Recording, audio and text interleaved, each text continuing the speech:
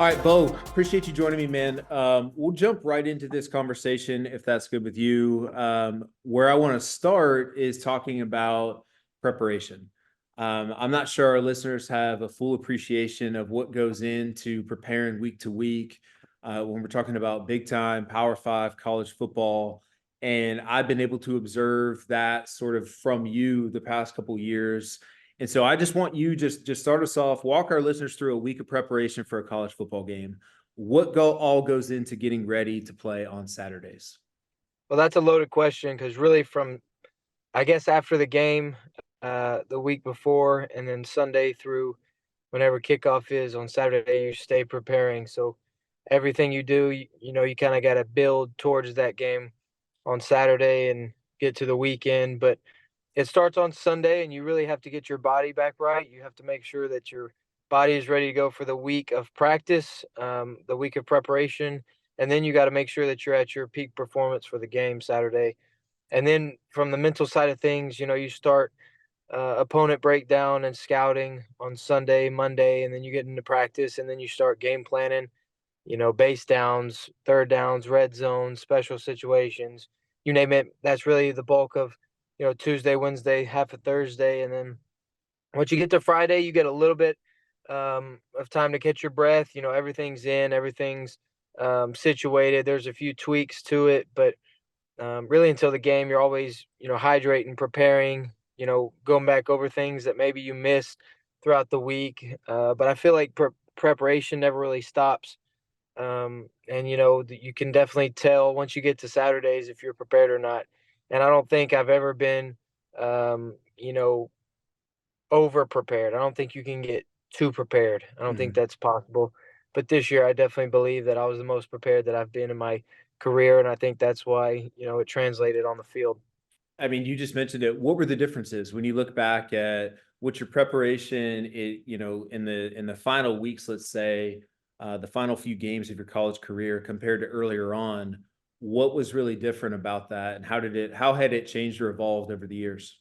Well, I think I found a routine that was fit for me, and I had tried a bunch of different things. And it's also hard when you're balancing school sometimes because you have homework or class or other obligations that you have to go to. But this year, with a lighter class load, I was able to spend more time at football. And so on Tuesday and Wednesday, I spent the whole day at the football complex with the coaches after practice, and that helped a lot because I was really in tune to what they wanted and what our game plan really was. And I felt like I was most prepared when it got into practices, so that practices carried over to the games. And I whether it was what the defenses were doing or what the offense, what our game plan was, or my particular plan. I just felt like I was really in tune to all of it, and I guess I just found my rhythm this year, and I found what works for me. And I really enjoyed it, and I took care of myself, took care of my body.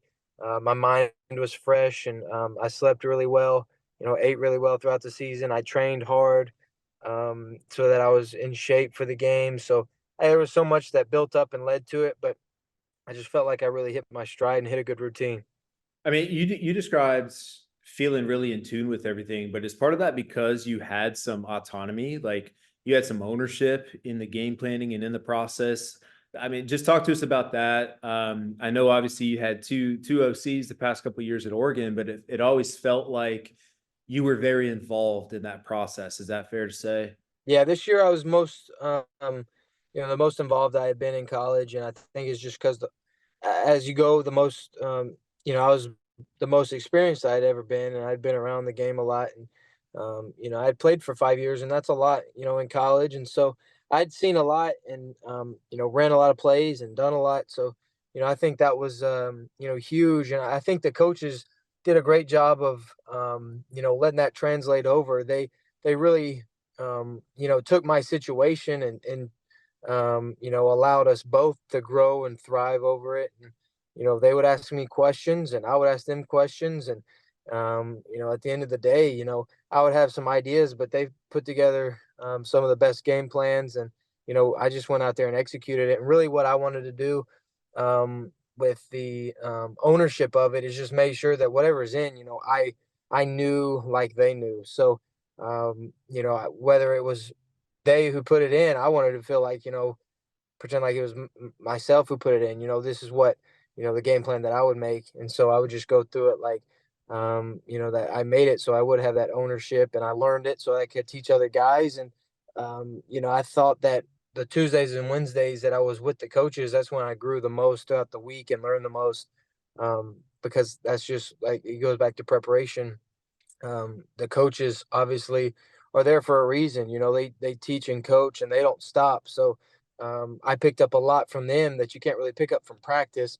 But I picked up a lot that they whether talked over themselves or were watching themselves. And I think just as a collective group, we did a great job of using my experience, using their expertise as coaches, and really what we put on the field was a really good product. Yeah, and I mean, I think your point there though is one that I want to highlight and emphasize a little bit, because I feel like maybe there's a perception, if you don't fully understand what this looks like throughout the week, where people assume that preparation means you're just running more plays or making more throws, and that's so far from the truth. And so much of the work is done kind of classroom setting, film setting, discussion, talking through scenarios, looking at it on the film. It's so much more mental prep than it is just physical prep, correct? Yeah, I would say honestly, the majority of it is mental. There's only so much you can do on a football field. There's only so much you can do at practice. There's only so much time. I mean, you can hit all the throws that are in the plan, and you can make sure that you're sharp. But I wouldn't even say I spent more time on the field preparing this year than what I normally do. I just think I was more prepared mentally, and that sped my play up. It sped my operation up. I knew where to go with the football, and when you're that calm and confident, when you know what's going on, usually you play a lot faster but slower. Everything slows down so you can play faster. And you're not necessarily playing at a different speed than what you did before, but your mind is slowed down. And when your mind slows down, your body kind of is more rhythmic, and you feel more command. And that's how I felt a lot of the times this year. There was very few times where I just didn't know maybe what was up, or I got shook, or like um, I didn't get fooled a whole lot just because of preparation, and we had been over a lot of the situations. And I mean, I can say it over and over, but I really was, actually more prepared, and I felt it. You feel a certain way when Yeah. you're very prepared, and this was the first time, really. I felt it a little bit last year and a few times in my career, but every time I hit the field, I felt like I was the most prepared, and Yeah. that straight translates to the success as well.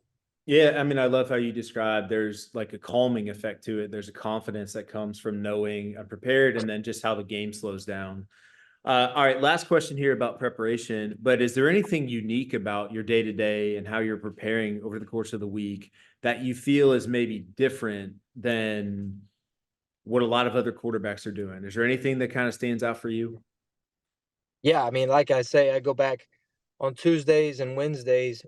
It was my rule to stay in the complex really from 7 until 7 roughly, and it was probably earlier than 7. A lot of times, it was getting there around 6 a.m., leaving after meetings in the evening around 7:30, 7 o'clock. So 2 full days I'm spending up there, getting the bulk of the game plan in, knowing the opponent, knowing our scheme, to where the rest of the time I could give myself that time to kind of, when I went home, shut off. I was done. I separated it, but it was because I had already put enough in, and I could give my brain that time, and I wasn't distracted or scattered. Sometimes in the years before, I'd be very hit or miss, like do a lot on Mondays, do a lot on Wednesdays, don't do a lot on Tuesdays. Like that had a lot to do with a lot of things, a lot of different distractions. I could have had class different times. I could have had more schoolwork. I could have had, different things going on. And so really this year, I just spent those few days all day in the complex around the coaches. And, I was seeing them game plan, because Tuesdays and Wednesdays is the bulk of, the main part of the game, the main part of the plan. And then after that, we'd spend a little bit more time seeing them, pull it all together, and you got all the special moments during the game. But I'd say those two things that I hadn't done years prior, that I don't know of many guys doing it, but it was just because I was available and I had time to do it. And that's why, I was able to. Yeah, that's cool, man.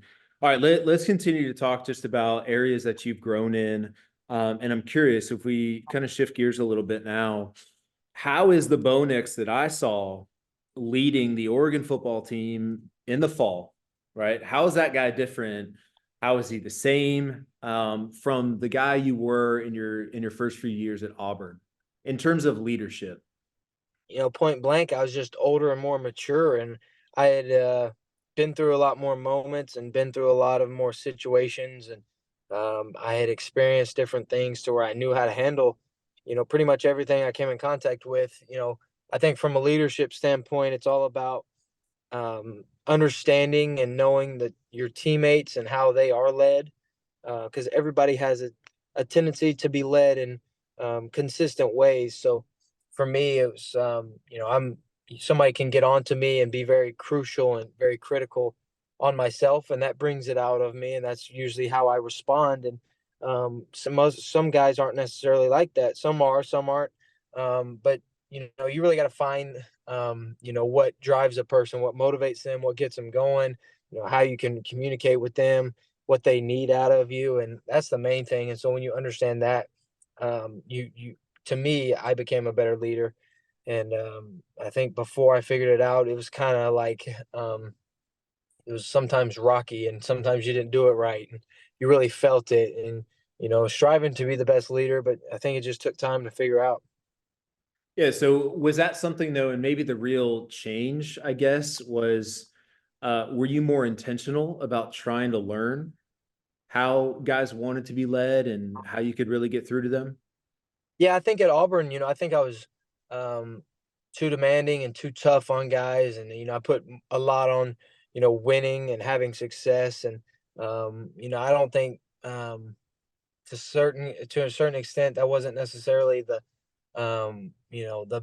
best path, but at the same time, it had worked for me in the past, and I thought, you hear about certain guys who are tough, and you sometimes think that that's leadership, but I learned moving to Oregon that it's not necessarily that. It's just about your relationship with them, and being encouraging, and picking them up, and then having that special way of contact and communication, which I really started to pick up and fill out. But at the same time, we were technically statistically better when it came to winning and losing. So I guess that had something to do with it. So it was um, you know when you're winning, it seems to be easier to lead. It's hard when you lose a few games, and so I think I just didn't handle the losses as well at Auburn, and I learned a lot from those.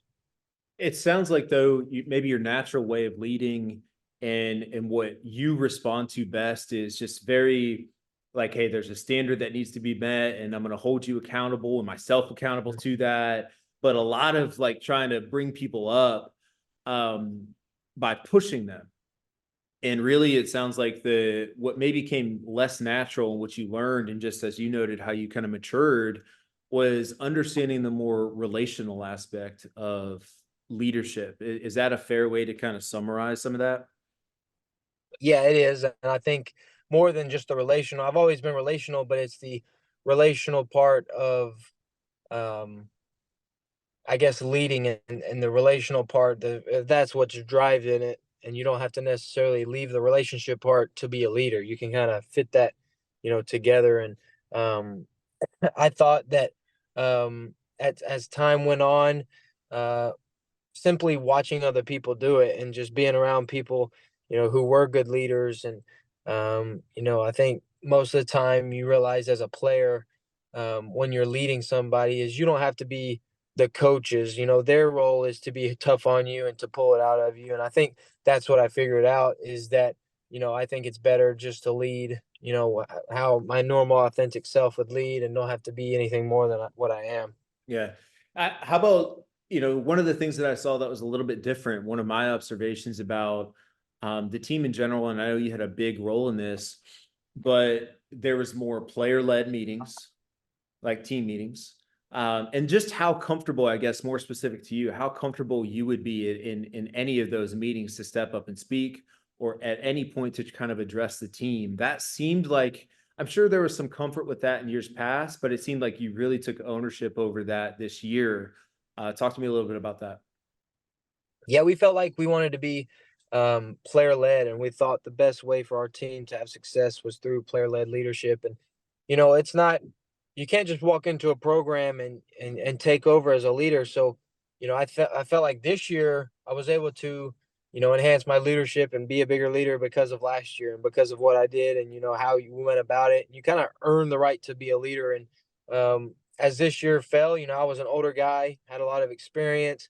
There was a few of us that were in that same position, and we could be more outspoken and take the team and lead it and be more vocal. And at the same time, we could demand more and hold a higher standard because they had seen us do it and they had seen us go through it. And I think just the overall impact that had on our team was really good.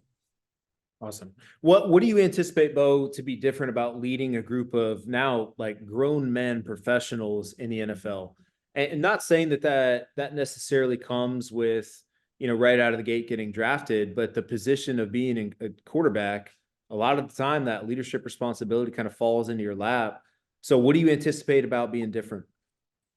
Well, I think it's going to be, a challenge, but at the same time, it's something that I've grown a lot already. So I understand, even as a freshman in college, when you're playing with older guys to begin with, there's a certain way that you can lead that is powerful. And there's also a certain way that, maybe is not the best way to lead. But, it's going to be a lot of communication and a lot of talking with them, and a lot of going out of my way to forming relationships and building those things so that when the time comes in a game and when I'm in that situation, they depend on me, and we can have that relationship and we can get the job done, because ultimately all the team wants to do is win. And so leadership are just driving the team to win.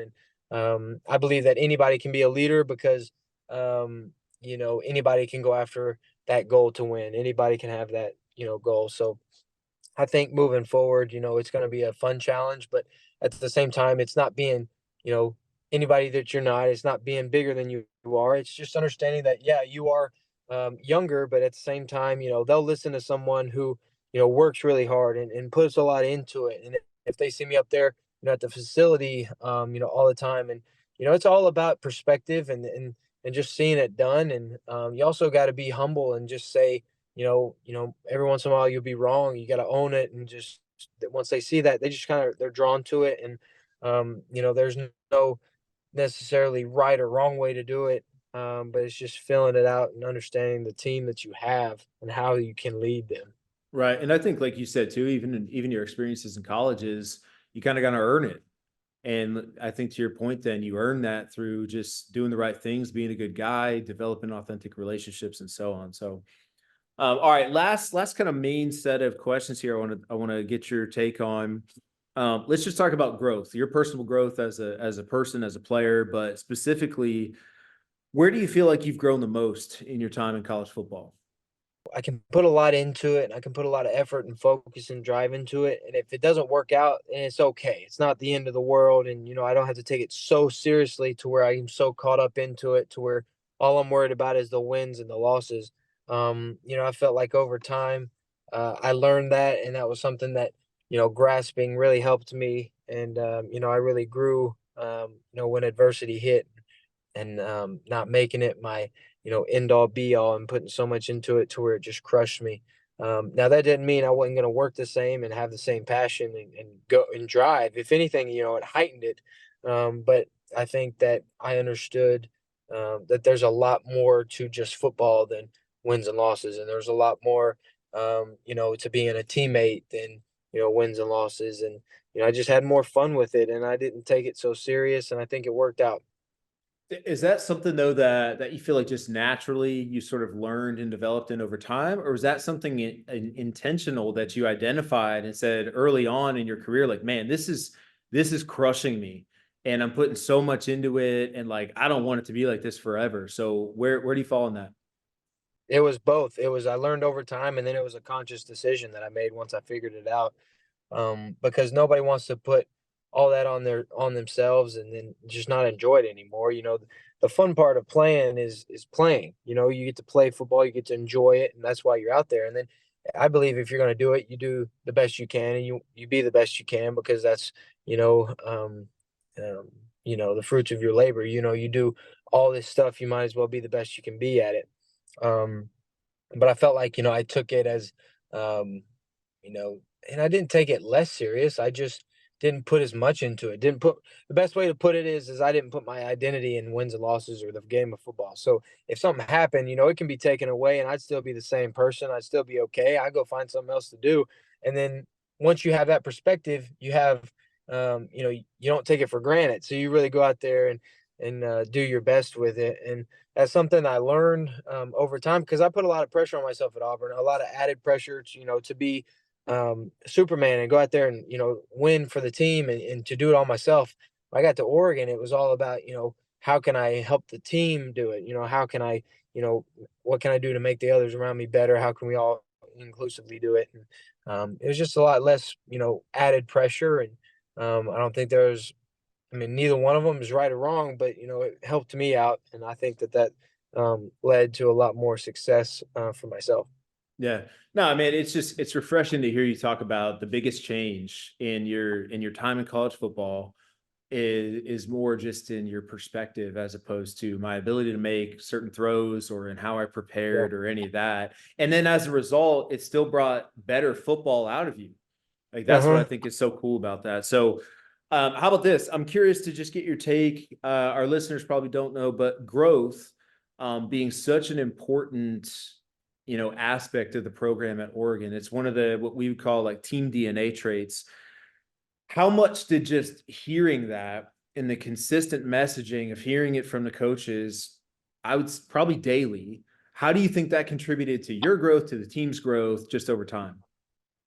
Well, when you talk about something, it becomes relevant. When you talk about it, it's on the forefront of your mind. And so, when we spoke about growth, it was about, not only yourself, but how can the team grow? And um, I don't know. I just think growth is a really important key to a team, because if you stay the same, somebody is going to pass you up, and if you stay the same, another team will pass you up. So as a collective group, if everyone specifically grows, then the team grows, and we felt like the team goals could lead to individual goals and those sorts of things. But I felt like it's just like anything else. The more you talk about it, the more you're aware of it, and the more you're aware of it, the more you eventually do it. And when you put a focal point on it, then that's what you do on a daily basis, and that's what you can focus on.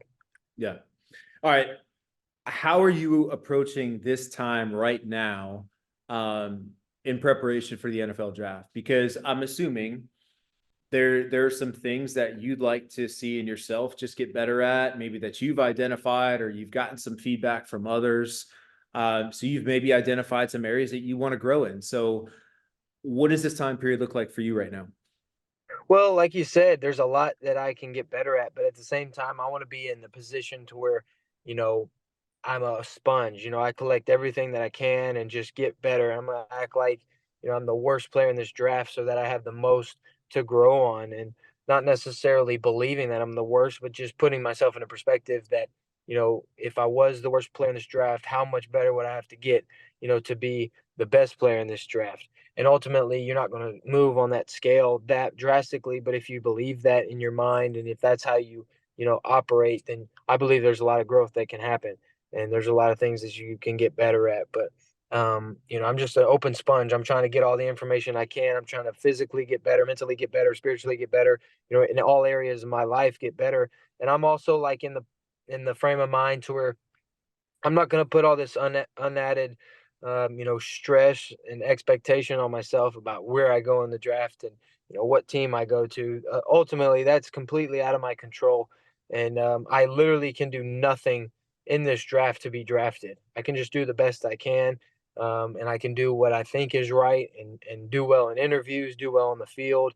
But that's not going to come if I'm worried or stressed about it, and put so much added an unnecessary stress on myself to go out there and perform, and ultimately not get it. I just want to be myself, be the most authentic that I can be, and go out there and just feel confident. And I believe that if I do that, then I'll make the throws. I'll do well in interviews, and I'll do well all that, kind of naturally, because a lot of us are in this situation to where, we're already, we're good enough being ourselves. And yeah, we can grow, but that's part of everybody. Everybody's going to be growing this off season, no matter if it's, Patrick Mahomes, he's going to go back to the drawing board and figure out what he can get better at, because that's just the nature of competition. But we're all able to get drafted. And so there's something to just going in there and just being yourself and getting the best out of yourself and doing the best you can to grow and to change, but not put so much on it to where, I have to do this or I'm not going to get drafted, or I have to do this, I have to make this throw or they're going to think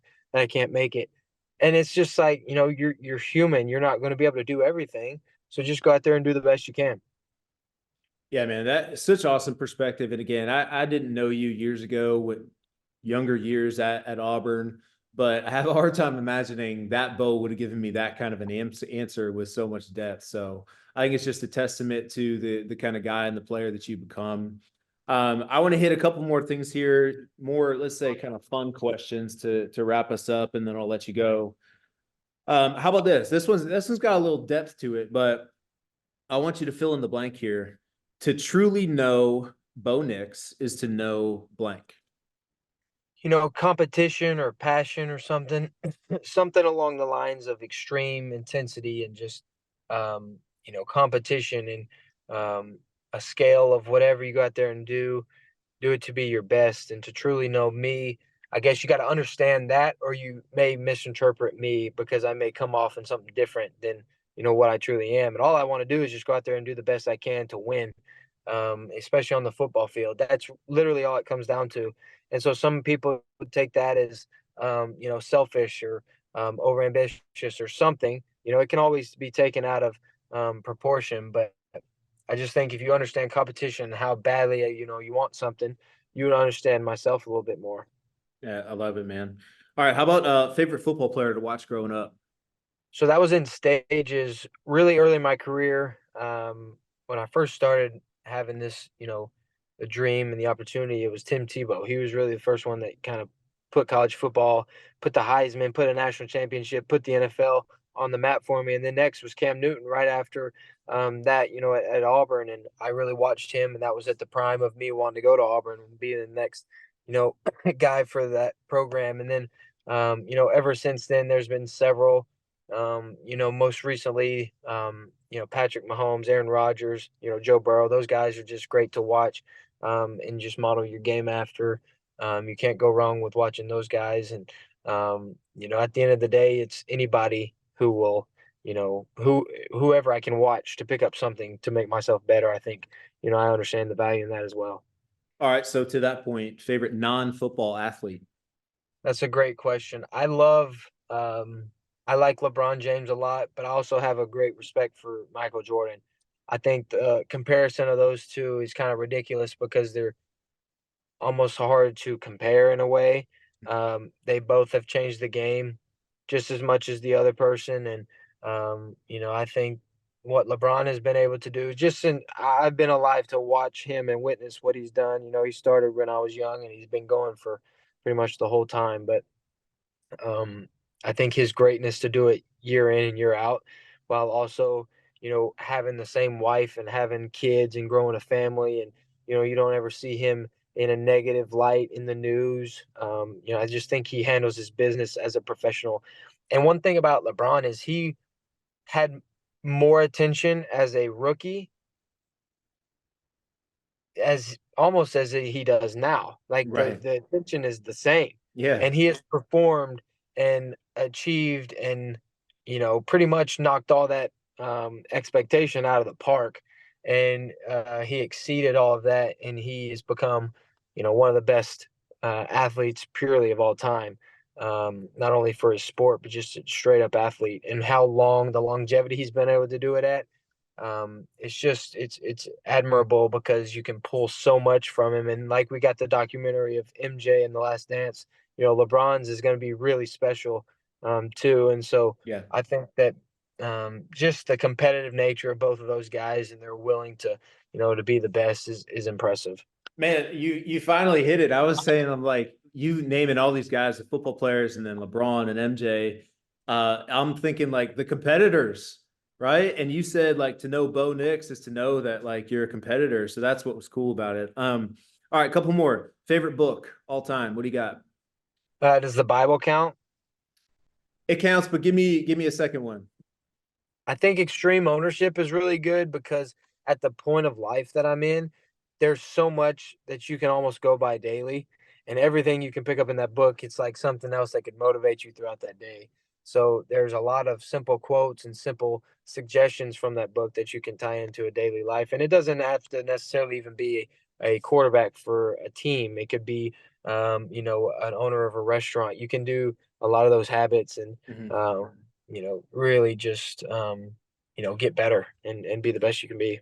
How about a favorite movie or TV show? The Blacklist, and I love Ted Lasso. I thought Ted Lasso was a really good show. And movies are hard because there's so many different genres and there's so many different movies that have just absolutely crushed it. And I have a hard time of naming just one movie. But That's fair. Hey, you gave us some good stuff. All right, last two. Number one, favorite Oregon uniform combination. That was the eggshell with the chrome helmets we wore against Washington this past year. There's just something about the aesthetic that it looks on TV and in person. I think it just looks really good because from far away it almost looks like it's all white, and the closer you get, you see the fine detail of it. Yeah. And I thought it was just really, really sharp. It was my favorite last year, and my favorite this year. All right, final question. Fast forward 9, 10 months from now, Bo Nix is doing his Monday Night Football intro. Okay. What school is going to follow your name? You're going to say Bo Nix blank. Oregon, Oregon. Okay. I see. I didn't. most I didn't. I didn't know most if there recent. was. I didn't know if there was going to That's be a debate there. Well, I've thought about that, for sure, but it's kind of like in high school. I say Bo Nix from Pinson, Alabama. I lived in Pinson for 2.5 years, almost 2 years, and there was a lot of life before that too. So I could be from a lot of different places, but Pinson was the most recent. That's where I graduated high school. So I think that maybe there's possibilities of like some people they put their elementary school and they put their Yeah. different things. I think it's yearly. I think you can change it and have fun with it. But I'm Bo Nix from Oregon right now, and I'm happy to have had that um, you know that stage of life because that really was one of the better seasons of life and where I learned the most. But also, there's times to be from Auburn. I think that there was times there to learn, and then I'm wearing my high school sweatshirt right now, so there's plenty from that. So that's one of the things that where you're from has so much to do with the path of life you go on. Yeah. Love it, man. Hey, I appreciate your time so much, man. I know you got a lot going on. And this is a busy time and stage of life for you. So the time we got here, very, very grateful for it. Appreciate you. Thanks for being on, man. Absolutely. Thanks for having me.